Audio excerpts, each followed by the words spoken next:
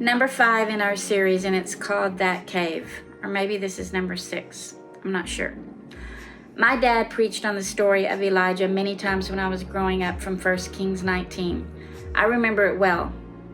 But like I said at the beginning of this series, we're looking at all these stories through the lens of disappointment during this Christmas season. So here's this story.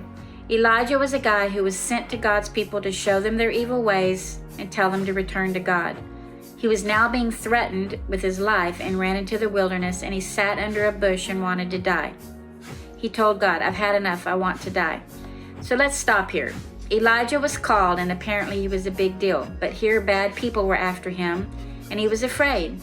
He was so disappointed, and that sent him into a place called the wilderness, where it's uninhabited, uncultivated, and inhospitable.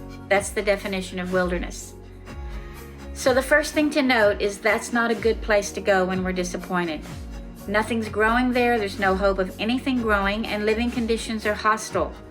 Yet when we are disappointed, we often go there in our minds, to a place where we feel desolate and alone. An angel woke up Elijah and provided him with food and told him to eat, and Elijah lay back down, and the second time the angel told him to eat because the journey would be too much. So he ate and found strength and traveled 40 days on that sustenance, and now he ends up in a cave. So let's look at that. He runs to a cave, and a cave, like we know, is a large underground chamber where it's dark and damp and cold. So we're going to note another thing here. A cave is not a good place, neither is the wilderness, to run when we're disappointed because we can't see well, we imagine things, it's a dark place to dwell. This time, God himself posed a question to Elijah and said, "What are you doing here?" Isn't that the crux of the matter? Elijah answers how he's been faithful to God, his fellow Israelite servants have not, and Elijah says he's the only one left, and now he's being pursued to be killed. When we run to the wilderness or to a cave, we begin to reason about how we're justified to be disappointed in others, and we render ourselves alone and the only one who's really doing the right thing. God's reply to this untruth that Elijah spoke was to exit the cave, stand out on the mountain in the presence of the Lord, because the Lord was about to pass by. Wind, an earthquake, and fire happened before his eyes, but we read that Elijah didn't see or hear God in those. Then God started a gentle whisper, and Elijah pulled his cloak around him, went back to the mouth of the cave, and God asked him again, "What are you doing here?" Elijah gave the same answer.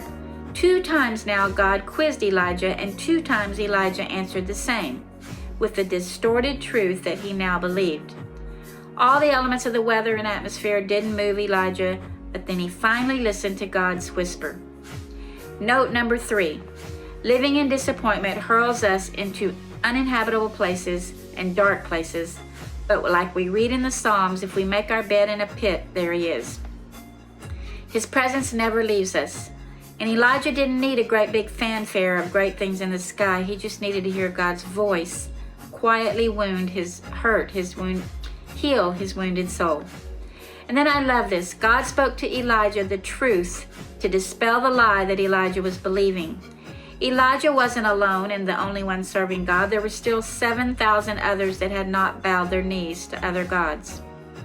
We're going to be disappointed and feel alone in our walk with God sometimes, and we might find ourselves running to the wilderness, hiding in the dark, away from the noise.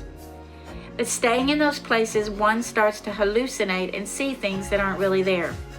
I've seen it over and over again. Unresolved and unhealed disappointment in others leads us to start stating untruths about those we once walked with and loved. It's only when we get still and listen to God whisper that we hear the truth. We're never alone. His provision is always near. There's no depth of disappointment to which we can fall that he can't lift us up and set us on our way, this time aware of the truth and the goodness and the validity of his words of comfort. If you feel disappointed in your walk and you tell yourself these little assumptions about those around you, don't stay in that cave. Listen to his whisper and lean in. God's words will always be encouraging, and his provision will always be nourishing. And then we have to go out of the darkness and back into the light to continue on. Don't live in the wilderness or set up camp in a cave where you remain vulnerable and under attack. Believing lies that stem from disappointment is dangerous, and we don't want to live there. We want to be still and encouraged and be on our way.